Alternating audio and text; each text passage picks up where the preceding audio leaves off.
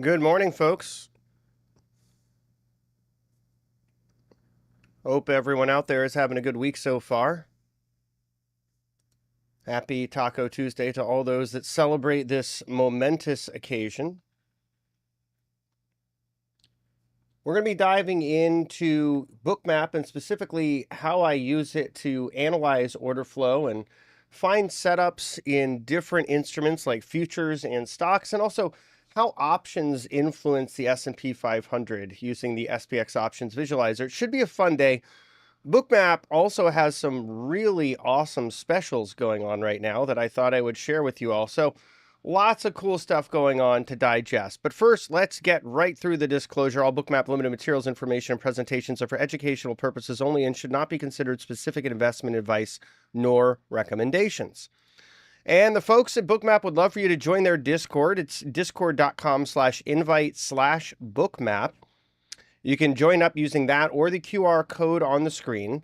They've got fair amount of live events and a very supportive community. If you have any questions about how the product works, this is the place to go. Now, I know folks were wanting to see some of these specials, so let's get into these. We've got a Black Friday special right here, still live, 50% off 3 months of Global Plus and 50% off market data for NASDAQ or CME futures. This is a pretty awesome deal. So highly recommend checking it out. If you've been waiting to get your hands on Bookmap, this is a special to consider. And then the next one we have here on deck is Global Plus for $39.60. So you can use this coupon, 60% 1 month G plus. That's 60% 1 month G plus from now through December 12th. So to take advantage of these deals, visit traderaid.com/bookmap. That's traderaid.com/bookmap. You can also scroll down to the bottom and find some additional specials that are on offer.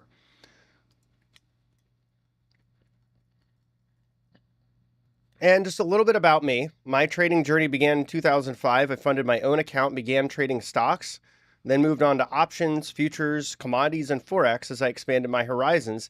And in 2006, I started rolling my trading profits into long-term investments. And I want to just pause there to reiterate the importance of doing that. It's actually one of the most important things that we can do as traders is to make sure that we don't just keep those profits in our trading account, that we actually roll them into longer term investments, whether it's passive index funds, whether it's fixed income, real estate, buying a share of a business, or otherwise. Don't keep it all, don't put all your eggs in one basket, essentially. I did navigate through the great financial crisis. I know that ages me. I'm actually going on 20 years of trading next year.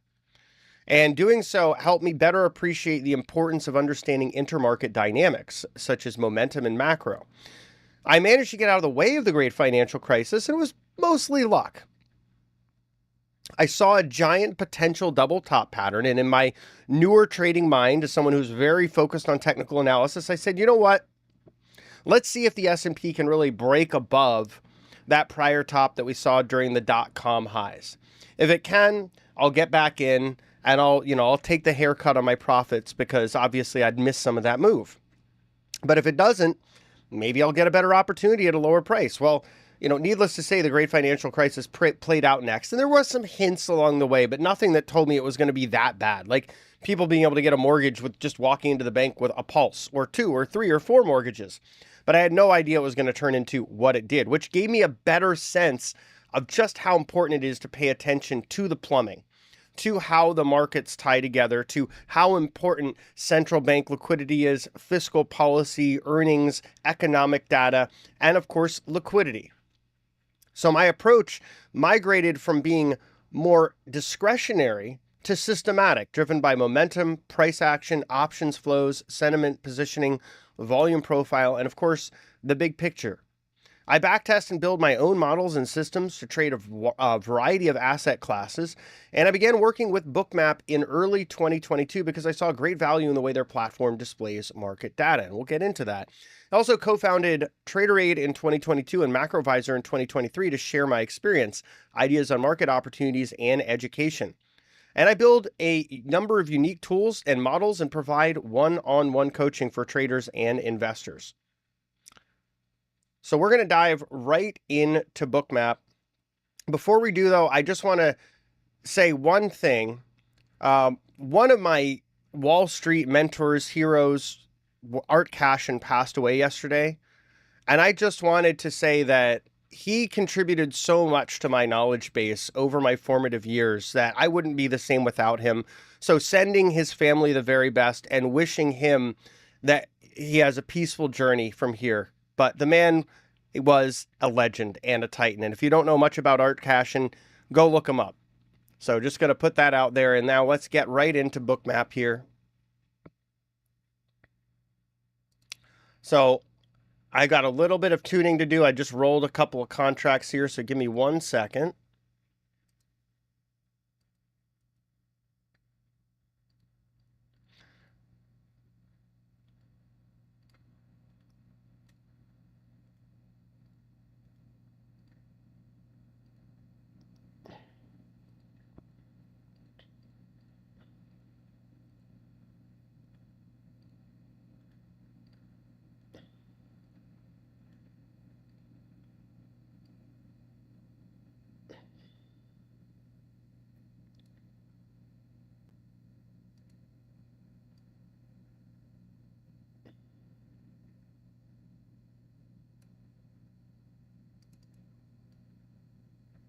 There we go. Let's take a look at the S&P 500 under a little bit of pressure this morning.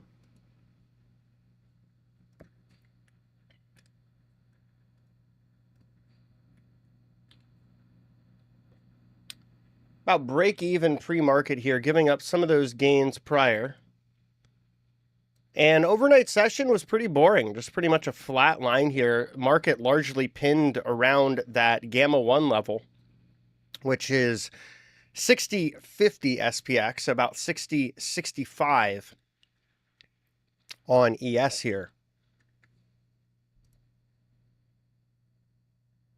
We did get some news. South Korea is apparently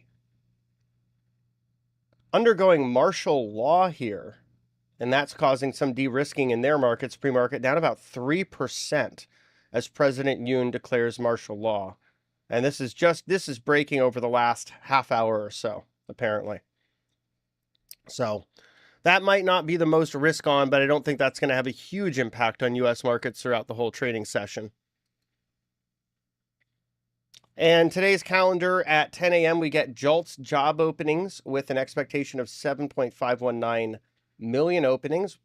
Prior reading was 7.443 million. So this is one where I think good news will be good news. If we get a decent beat here, a decent upside surprise in JOLTS, say 8 million or higher, I think that would actually be well received by the market overall. On the other side of it, if it comes in, let's say 7 million or around there, basically we're looking for deviations of about 500,000 either way, I think that would be negatively received. And the basis of that is that bad news is bad news and good news is good news again, because we already know the Fed is in their cutting cycle. So we're not really looking for more bad news to induce that. And at the same time, we're starting to find that economic data really matters more for earnings and the overall health of the economy. After that, we've got a slew of Fed speakers daily at 12:15. Kugler, not sure their last name, 12:35, and Goolsbee at 3:45. So not an incredibly busy day of data today. Tomorrow is going to be a little bit more intense, but still, JOLTS at 10 a.m. is the big event volatility catalyst for the day. And order book depth is not incredibly deep here. It's just about 38,000 ahead of the opening bell in just about 21 minutes. So with an order book depth that low, it does tell me that I want to be just a little bit more light on my feet, not taking on the same sort of larger position size I might in a thicker book. Also means I'm going to be more careful with trades that I take on and having to use wider stops to account for the potential of higher realized vol.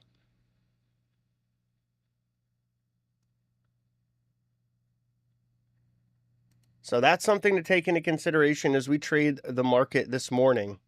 Yesterday, we had enormous call flows in SPX. You can see that 141,000 trading at that 60-50 level. That really acted as a magnet, pulled price right into that level.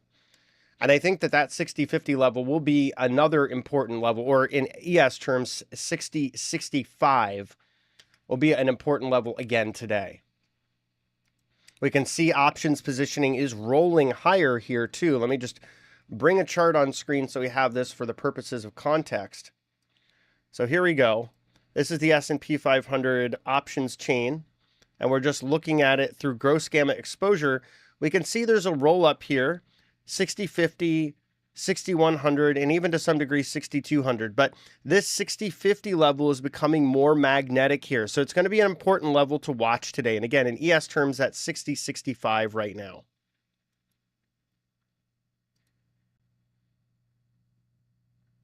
Let's take a look at the NASDAQ pre-market here. Also had a little bit of a slip there.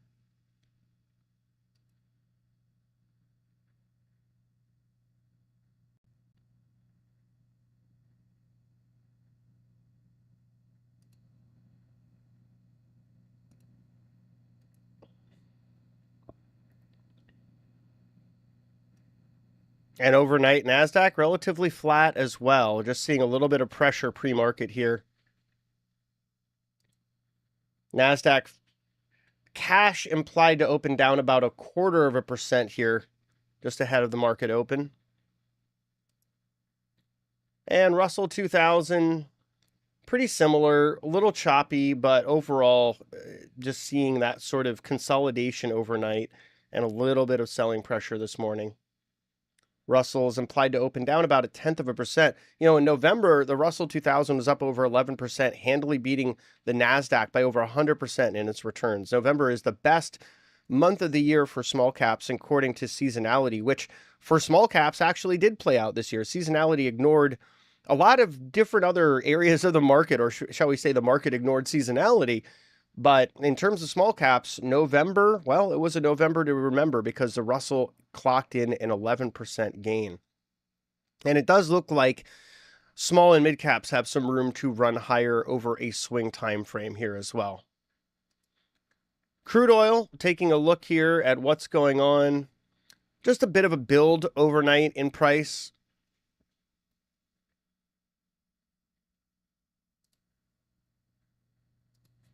Crude up about 1.69% this morning.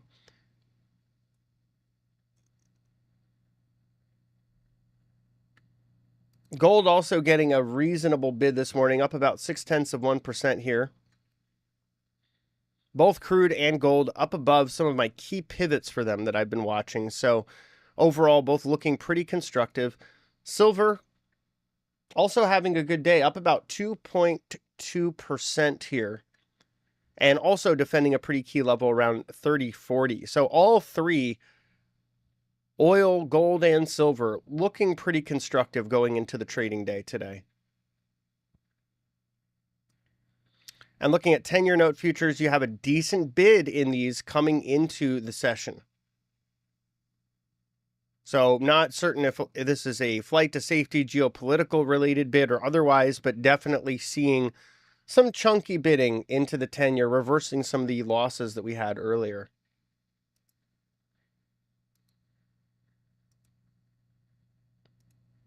And then Bitcoin trading 94,120.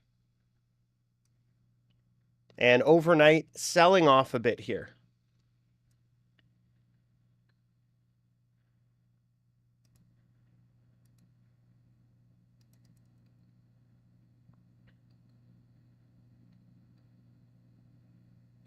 And we do see liquidity below here. It's telling us there are some larger parties that are interested in lower prices. We can also see that in aggregate across the order book, there's a delta of about 4.8 thousand on the bid versus the offer, also giving you a sense that there are folks interested in lower prices here. And I would be remiss not to mention that that 6,000 level on SPX is still an enormous magnet. So if we do get kind of pulled away from 60-50 SPX or 60-65 ES, that makes 6,000 a much more likely downside target, which would be about 6,015 in ES terms.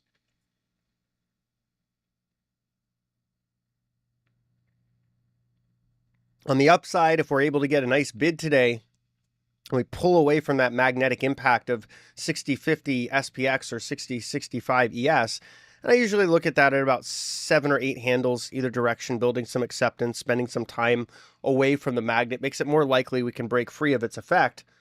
Then I think, 6100 SPX is another very key level of positioning. And it's going to be all about where the options flows go. They have been leading the market. I feel like if we're not watching the most active options in SPX, we're kind of missing the bulk of the data that we should be paying attention to trade ES.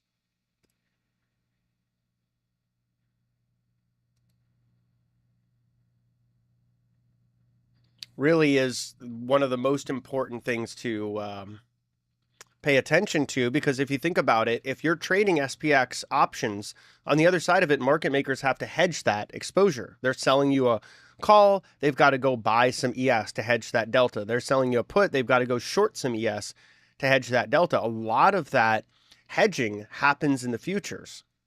And so knowing what's happening in SPX options can have a pretty good track record or hit rate of figuring out where the futures are going to go, right?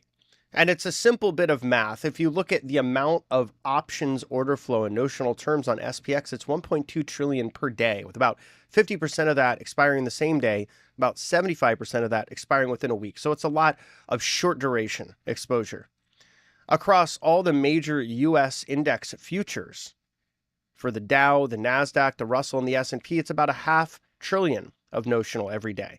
So SPX options alone more than outpace all the futures contracts put together.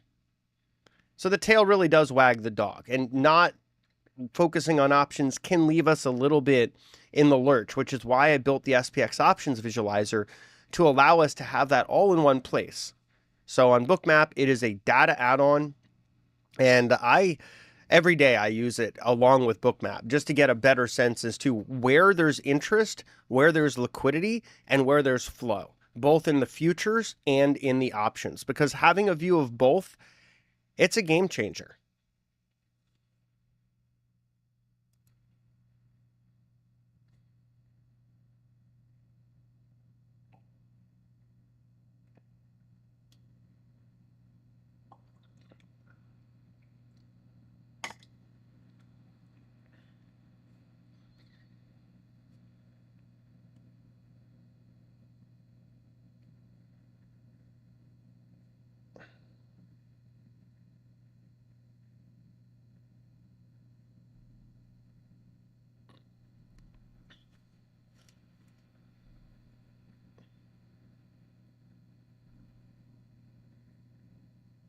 And folks, while we're live here, if you have any questions about anything I'm covering or other areas you'd like me to look at, please let me know.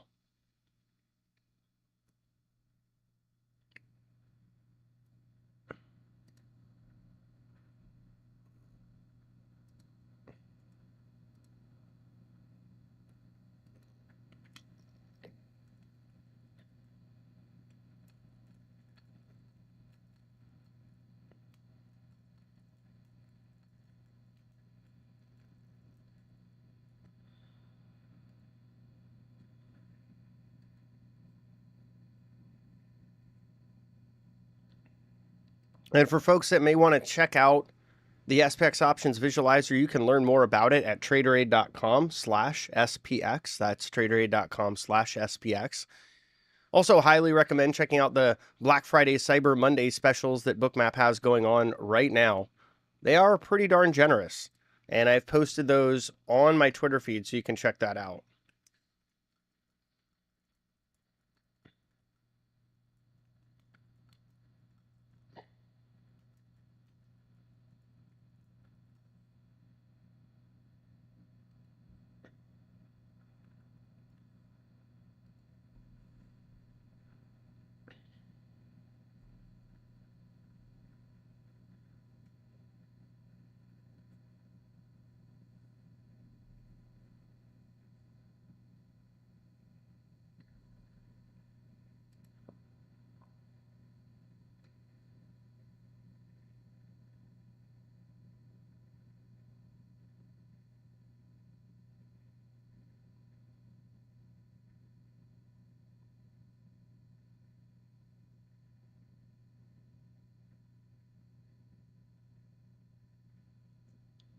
Just about 10 minutes left till market open.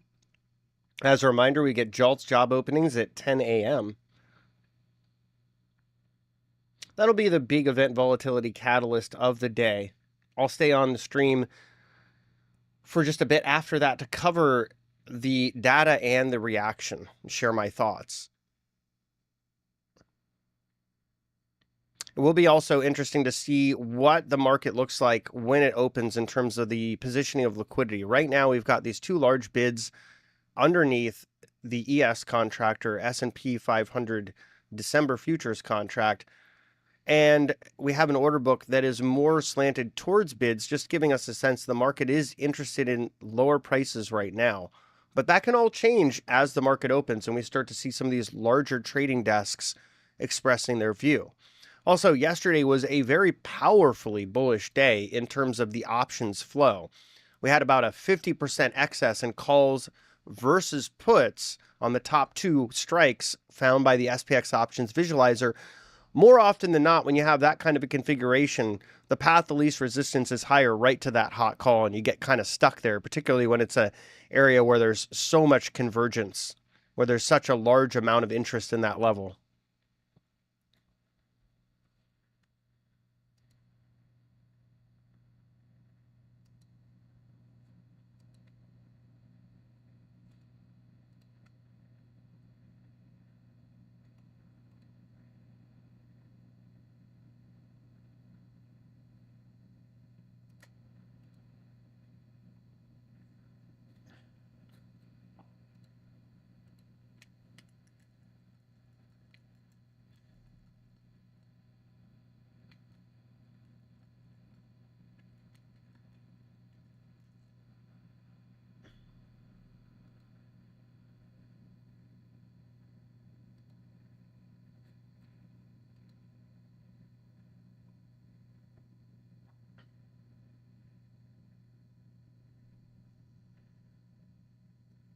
And seeing just a little bit of a pull here.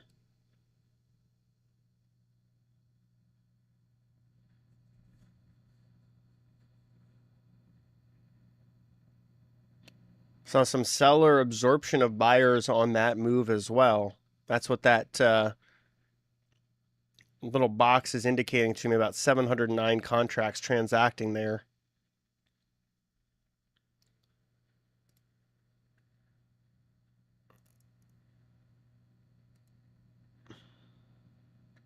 You can see that in the volume bars I just set up too. You can see the spike in negative delta, or basically sell delta.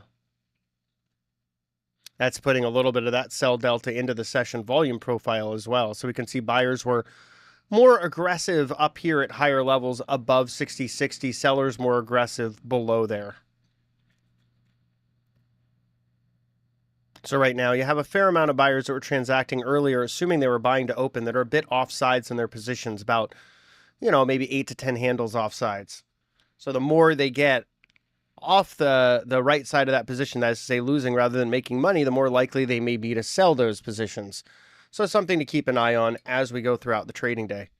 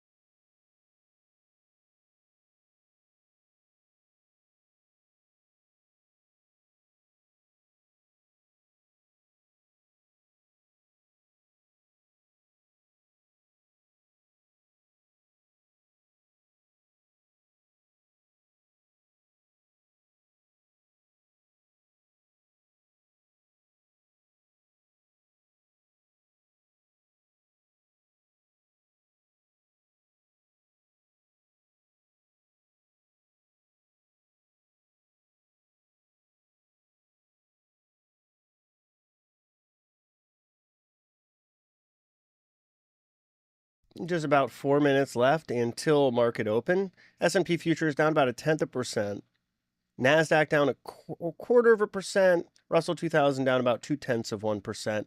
10-year yields this morning, 4.182%, far away from that 4.5 percent line in the sand that I said could be an area where risk assets get concerned. We've seen yields pull back, a pretty decent little rally in treasuries of late.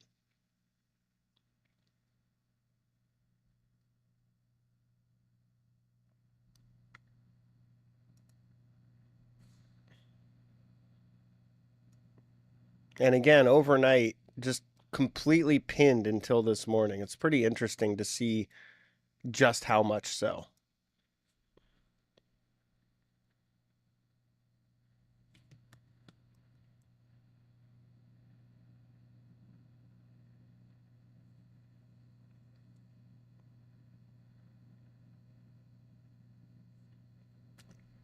Four minutes, 20 seconds until the U.S. Open here.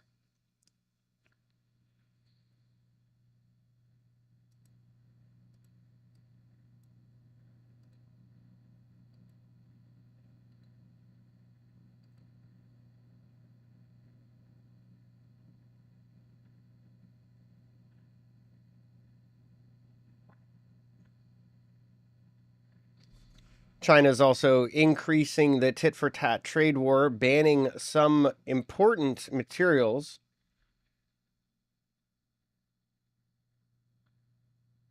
Germanium and gallium exports to the U.S., which are used in semis and others manufacturing. So just that back and forth continuing. These trade wars don't really have any true victors, and the biggest loser tend to be companies and consumers.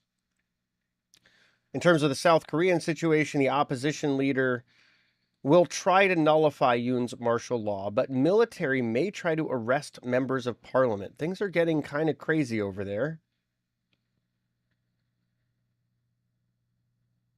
In other news this morning, Wells Fargo is raising U.S. financial services sector to overweight from neutral. Boy, after all that outperformance, now they're raising it. The financial sector is part of that old economy stocks theme that I've been talking about quite a bit since summer, that I feel like that's the part of the market that can really start to outperform now, that tech might take a back seat for a little while. And we are seeing more signs of that.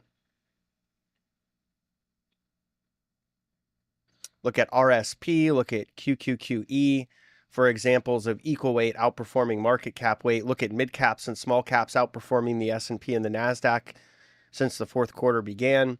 You can see there's several different areas where we're starting to see broadening in this market, which is healthy. It's what you want to see, but it also may mean we see a bit of a rotation in leadership.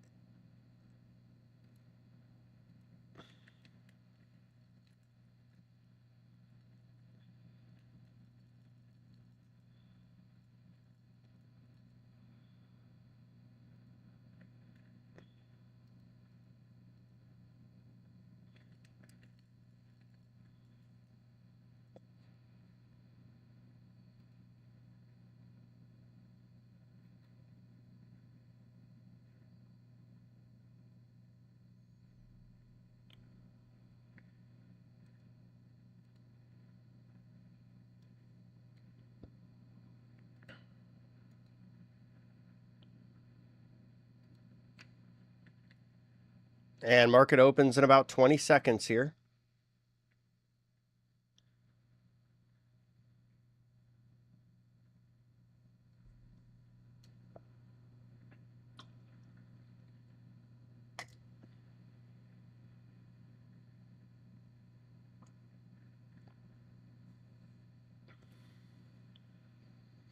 There's the opening bell. Getting just a bit of a bid in S&P futures off the bell, challenging the VWAP from below.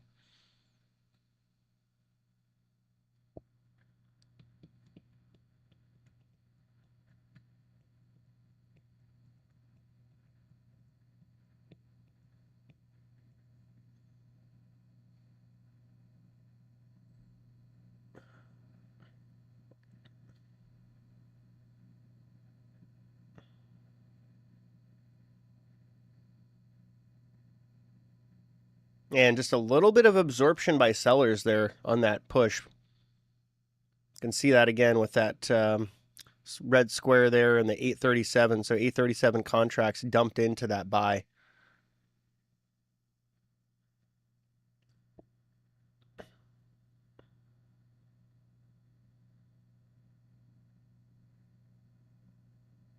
So that's two aggressive absorptions by sellers so far. One that was pre-market, one that is now after the cash open. So it seems like there is some supply here overhead. Get a little bit of passive nibbling here, 150 contracts in 3 orders and 1 open iceberg that's processed 2 contracts so far.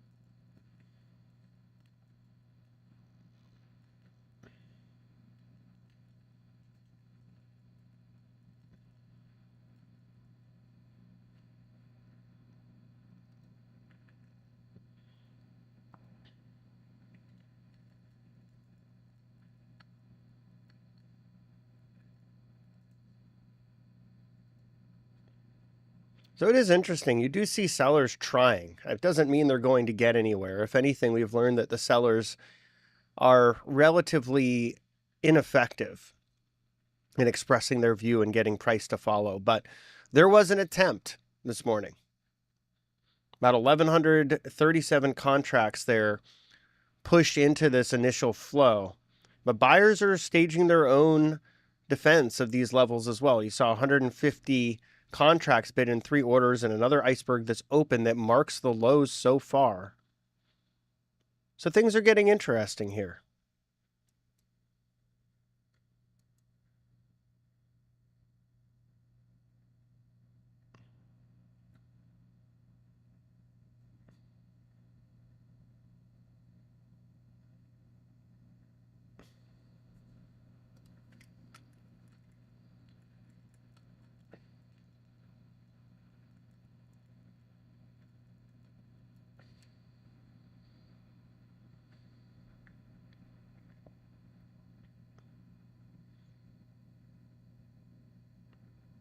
Still watching these bids down here. They have not wavered. We'll zoom out a little bit, see if there's anything interesting elsewhere in the books. Not really. It's pretty much just those larger bids this morning.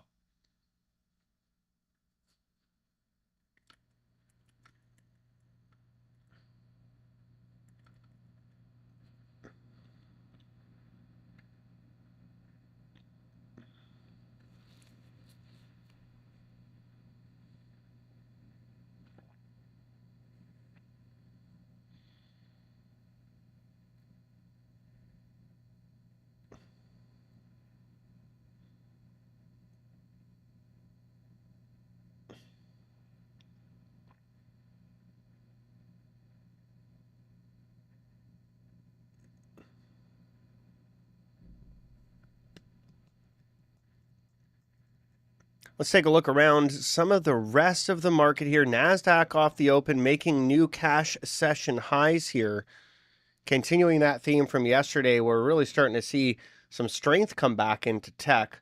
We'll see if we can get the tech-laden index back to neutral. Right now, it's still down about 0.17%. S&P is flat here. Russell, just a bit of volatility. Got a pop on the open, giving that back. Down about 0.16% here. Rolling to new cash session lows here as we watch. Crude oil also rolling over a little bit. We'll zoom in a bit on the time slice. But we can see that it's making new cash session lows here. A bit of a stop run. 110 contracts stopped out on that move lower. And then we've got gold. Gold saw a passive seller come in on that push higher, and it really hasn't been able to recover. That 66 contract dump doesn't seem like much, but it was also during a time where there was a fair amount of supply overhead. Buyers were able to absorb a chunk of that supply, but that seems like that absorbed also a fair amount of the demand that they had. So for now, gold pulling back and consolidating, closing in on the point of control VWAP convergence area. Silver testing VWAP, pulling back as well here.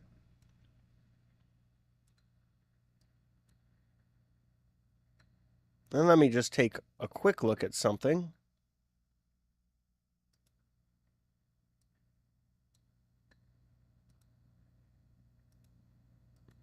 Yeah, there's just not a lot of trading that happens in silver. So even very small orders register as higher standard deviation volume for icebergs and stops. But nevertheless, silver potentially finding a little support here at VWAP.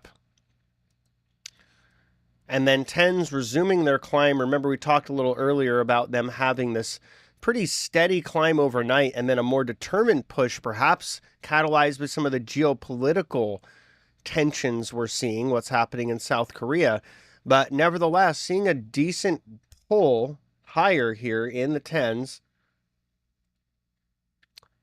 which is reversing some of the losses we had seen earlier. And then there's our high beta beast Bitcoin, which is sold off overnight, and that pressure seems to be continuing into the cash session. We had a bit of a bounce, but as the market opened, it seems like Bitcoin is set to continue to sell here a bit. We just recently made new cash session lows here around 93,570. Apple stock making new cash session lows recently here, trading 239.18. And there is a bit more interest in lower prices on Apple, but it's overall pretty even order book. And just near spot, you have a lot of offers overhead. So that may matter a little more than the distribution of the entire order book. You have folks sitting at 240, 241, 242, and 243 with several 100,000 shares on offer. So there is some interest in higher prices in Apple based on that distribution near spot. But we are also making lower cash session lows here off the open. So I would be watching VWAP and the point of control as resistance. If we're able to make a push above, we may start to get drawn into some of these offers. Amazon was dropping pre-market right before the open, but now making a bit of a push here. You've got a decent chunk of liquidity overhead. And in fact, folks are much more interested in higher prices in Amazon than Apple, about 172,000 delta between offers and bids. And you can really see that in the book. Look at how many offers are stacked overhead in Amazon. Huge ones at 215 with 221,300 on offer, and 220 with 300,114 on offer. So we're going to just zoom that in a little bit here.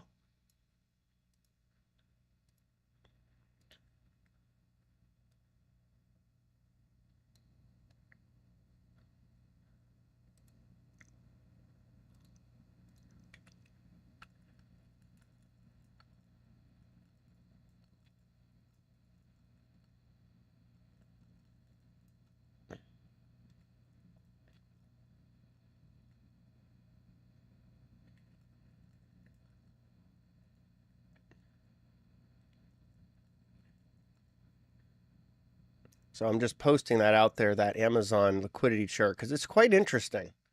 And this has been one that as soon as Bezos stopped selling at 200, we saw more and more and more upside potential in the stock.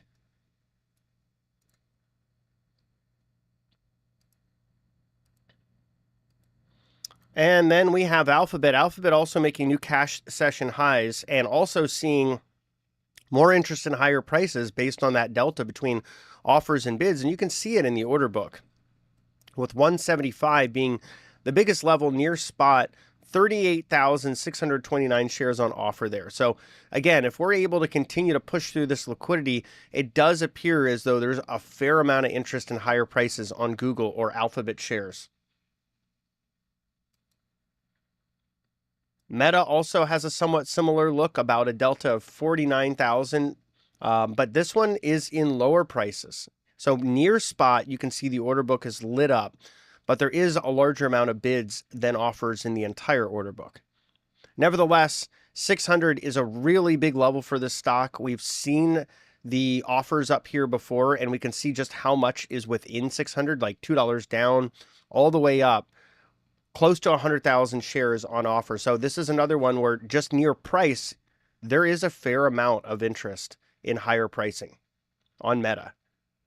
And Meta is also making new cash session highs recently, kind of continuing to push here. So overall, looking pretty constructive. Microsoft also has an excess of offers versus bids. You can see it on the order book, especially at that 435 level, 54,249 shares on offer. So this is another one where if we're able to push above this convergence area between the point of control and VWAP, we've got room to make a pretty chunky push higher. I would be watching the options flow in these as well, as it can be pretty deterministic as to where price is going. NVIDIA getting a pop here. And we can see there's a huge amount of interest in higher prices in NVIDIA. This is probably the biggest delta on the books right now. 7 million delta between bid and offer, right? So that's like a 65% delta. That's pretty enormous. So you can see share prices climbing to new highs during the cash session here. And 142 is really the monster level right now with 351,000. But let's zoom out. Let's see if that 150 guy is still there. Yeah, they're still there. NVIDIA, 151 million shares on offer. So continuing to see that pretty enormous interest in NVIDIA around 150.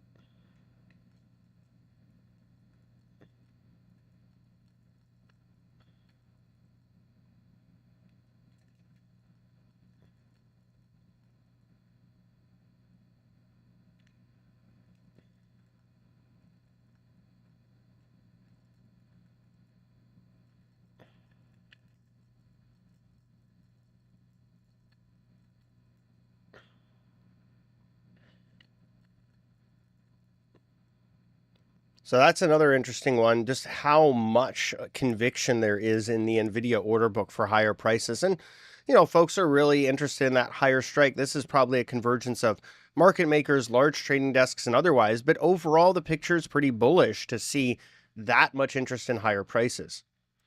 And then there's Tesla. Tesla making new cash session highs here as well. It's got a bit more on the bid than the offer side of things, but nevertheless, right near spot, 360 is a pretty big level, 271,000 shares on offer. We're going to go all the way back here to the S&P 500.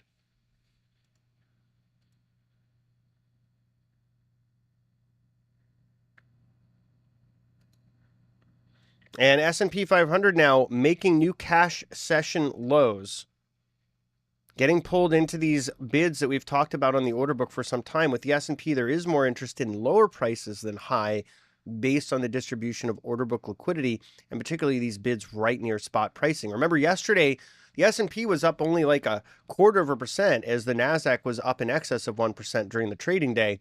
Seems like we have a kind of similar dynamic potentially playing out today if the NASDAQ can really get its get up and go, because the S&P from open falling, the NASDAQ from open trying to grind higher.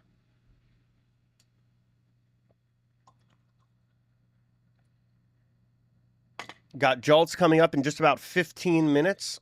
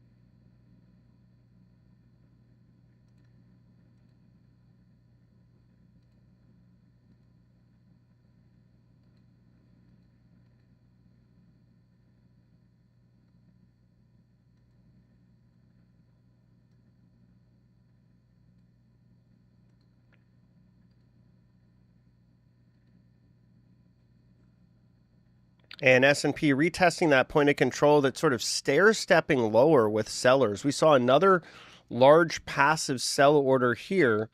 So we've seen both absorption by sellers, more active absorption, but also this passive absorption. This 850 iceberg led to a bit of a stop run as well. Had about 136 contracts stopped out on that move. We are starting to see options flow coming across as well. And we can see for now, puts are dominating the tape, but that can change pretty quickly.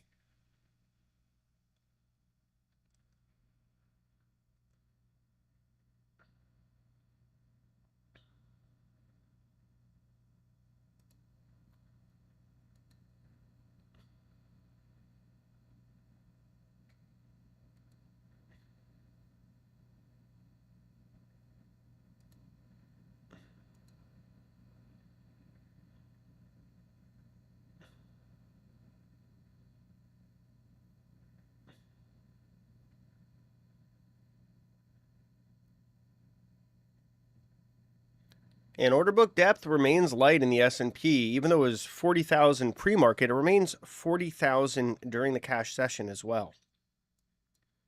And as I said, the distribution of options flow can change quickly. Well, so it has. Now the hot call, the most active call strike on SPX and ES terms has built up.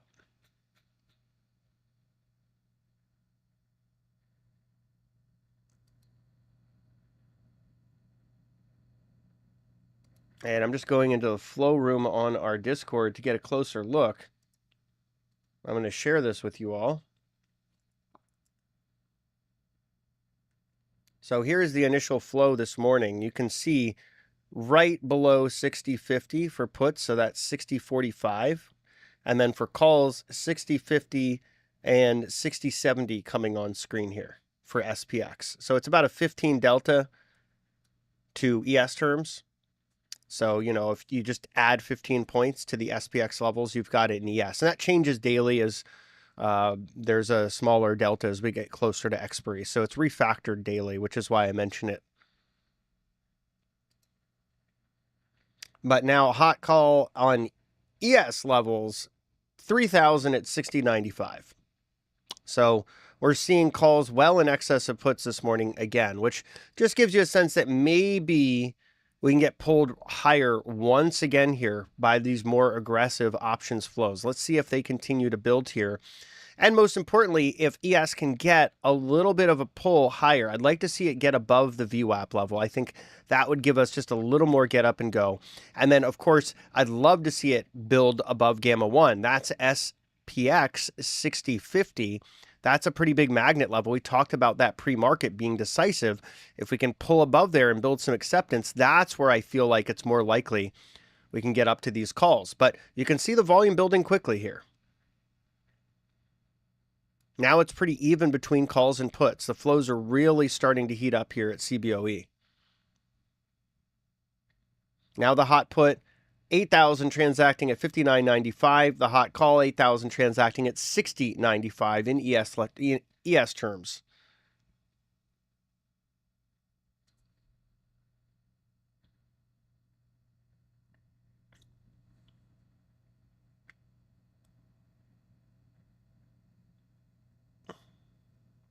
I do think these levels will compress a little bit, get closer to spot potentially.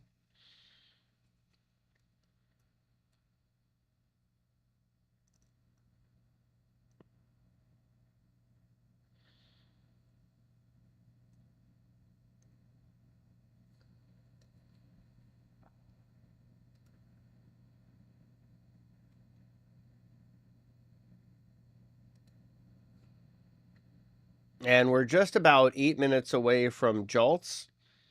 That's going to be 10 a.m. Eastern with an expectation of 7.519 million. Prior reading was 7.443 million.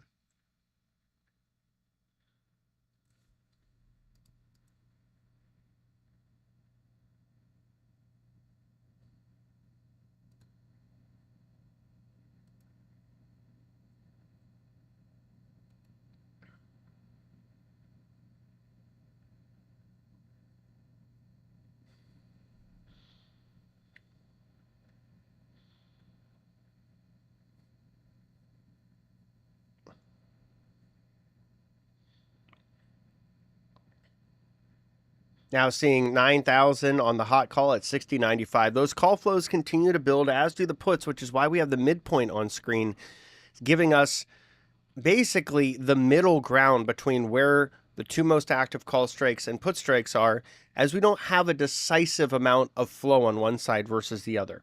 We think of the market as an auction. Options are a part of that auction because they drive demand for buying, if you're buying calls, or for selling the S&P if you're buying puts. So understanding the option flow helps us to understand better the auction structure of price discovery in the futures market.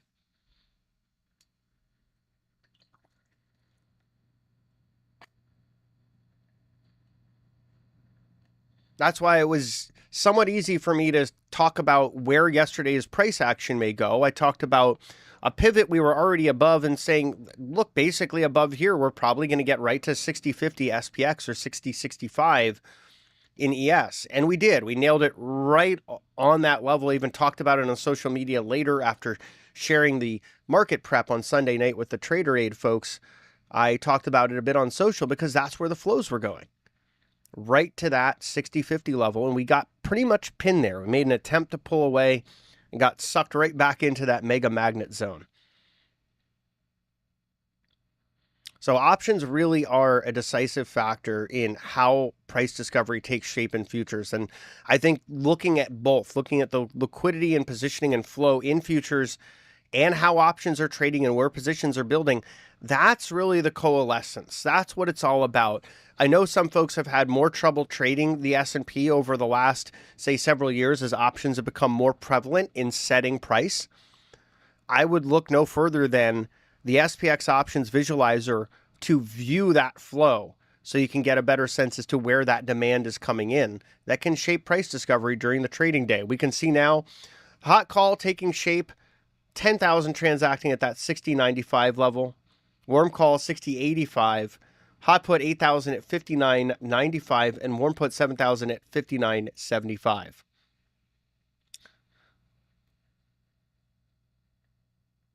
And some of these put flows may be hedging flows. We do have a fair amount of event volatility catalysts this week, including, of course, jolts in about 5 minutes here.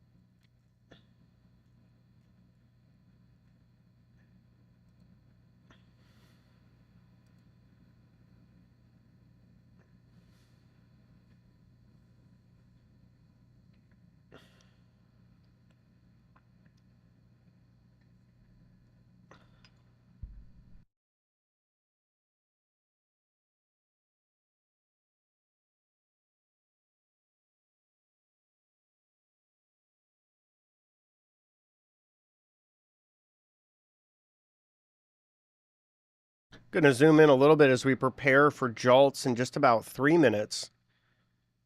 Order book usually lightens up quite a bit before these types of event volatility catalysts, so it is important to trade lightly. It's already an illiquid book.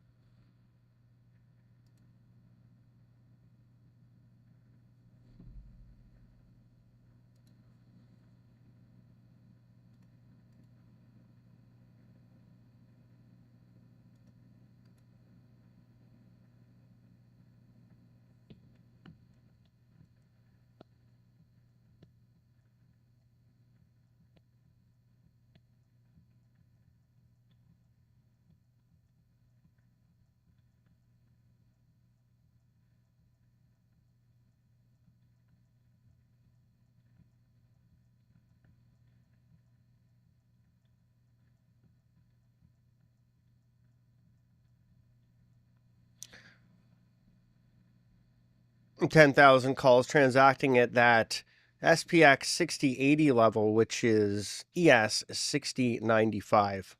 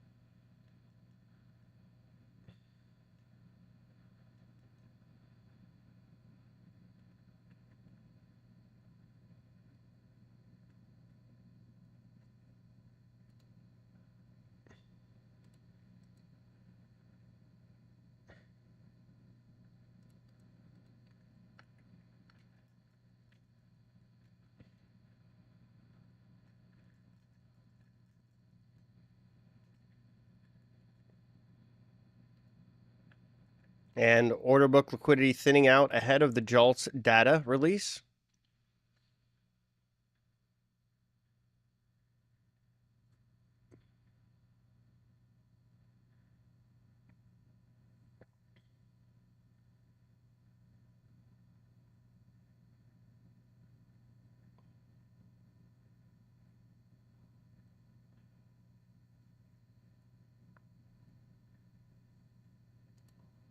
Data in about 50 seconds here. Again, expectation of 7.519 million.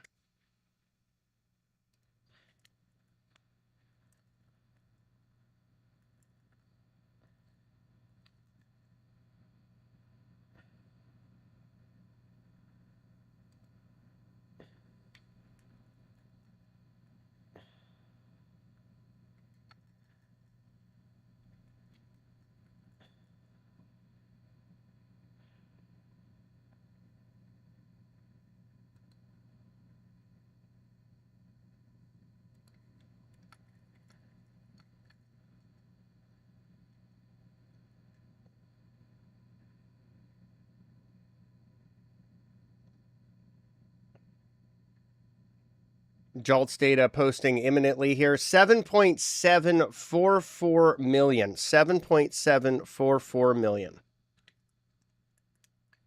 That is a good reading, and that should give us some healthy price action. Let's see what happens when liquidity comes back to the books here.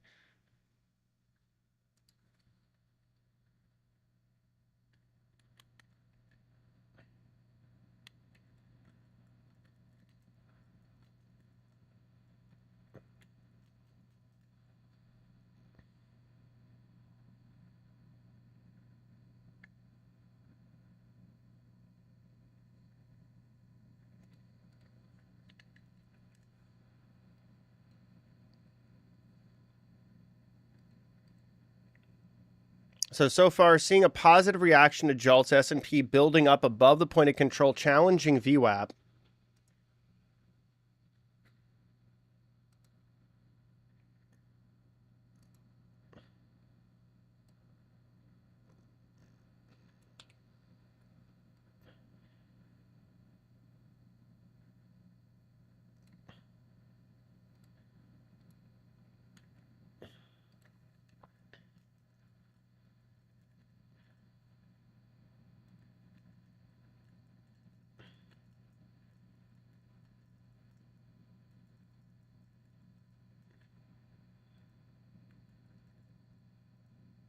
And this is the setup we talked about earlier. If we got an upside surprise, we'd probably see some positive price action. We didn't get a very big upside surprise, so we're not getting that much positive price action yet. But let's zoom out a little bit. You can see that the interest in calls is becoming stronger here. You've got 22,000 transacting the two most active calls versus 16,000, the two most active puts. The midpoint is gone, meaning the call volume has risen to such a point where the SPX options visualizer is no longer feeling this is an auction in balance, that this is now an auction where call buyers are likely to pull prices in the underlying, in this case, S&P 500 futures higher. So that's what I think is the most important thing to kind of take into consideration here. What's going on with the calls and how that can influence flow today in the S&P 500 futures. We've got the big event volatility catalyst out of the way, so you can consider the market de-risked from some of the knowns and the data coming in better than expected. So folks, that's going to do it for me on the Bookmap portion of this live stream. Really appreciate you all tuning in. I'm going to continue to go live here on Twitter and YouTube. So if you'd like to tune in, check out my YouTube. It's Mayhem #4 Markets, Mayhem #4 Markets. You can just search Markets and Mayhem on YouTube, or visit my Twitter, same handle, Mayhem4 Markets. And we can stay live here. I'm going to be handing it off to the other folks at Bookmap for their stream. So thank you all for tuning in today. I'll catch you next Tuesday, same time, same place, 9 a.m. Eastern.